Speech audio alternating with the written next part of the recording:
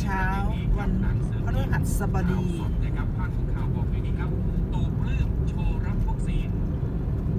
มีนาคมเริ่มรักษาสุขภาพกันด้วยนะคะโดสประเดิม5จังหวัดท่องเที่ยวสนใจรถ